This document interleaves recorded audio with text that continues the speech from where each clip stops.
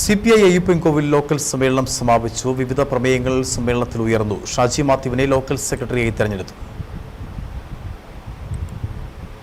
25ാം party കോൺഗ്രസിന് മുന്നോടിയായിട്ടാണ് CPI local സമ്മേളനം നടന്നുവരുന്നത്. Ayyappancoil saint Antony's പള്ളി പാരീഷ് ഹാളിലാണ് അയ്യപ്പൻകോവിൽ CPI ലോക്കൽ സമ്മേളനം നടന്നത്. ചപ്പാത്ത് സ്വദേശി ബിനോജിന്റെ മരണത്തിലെ ദുരൂഹത നീക്കണമെന്നും തീരദേശത്ത് പട്ടയം നൽകണമെന്നും പൊതുസമ്മേളനത്തിൽ പ്രമേയം അവതരിപ്പിച്ചു. ബിനോജിന്റെ ദുരൂഹ മരണത്തിൽ അന്വേഷണം ഊർജിതമാക്കണമെന്നും ആഭ്യന്തര വകുപ്പ് കുറ്റവാളികളെ കണ്ടെത്തി ശിക്ഷിക്കണമെന്നും പ്രമേയത്തിലൂടെ ആവശ്യപ്പെട്ടു. CPI അയ്യപ്പൻകോവിൽ ലോക്കൽ സമ്മേളനത്തോടനുബന്ധിച്ച് ചപ്പാത്ത് ടൗണിൽ പൊതുസമ്മേളനത്തിലാണ് പ്രമേയങ്ങൾ അവതരിപ്പിച്ചത്. ലോക്കൽ കമ്മിറ്റി അംഗം PJ ജിജിമോൻ പ്രമേയം അവതരിപ്പിച്ചു. പൊതുസമ്മേളനത്തിന് മുന്നോടിയായിട്ട് പ്രകടനവും നടന്നു.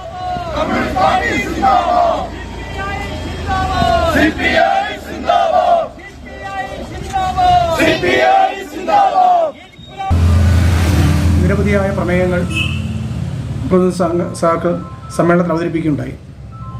അതിനകത്ത് ഏറ്റവും കാലിക പ്രസക്തി തോന്നിയ രണ്ട് കാര്യങ്ങൾ പൊതുസമ്മേളനത്തിൽ ഗവൺമെൻറ്റിൻ്റെയും ബന്ധപ്പെട്ട അധികാരികളുടെ ശ്രദ്ധയെ കൊണ്ടുവരാൻ വേണ്ടിയിട്ട് ഈ സമ്മേളനം അവതരിപ്പിക്കുകയുണ്ടായി.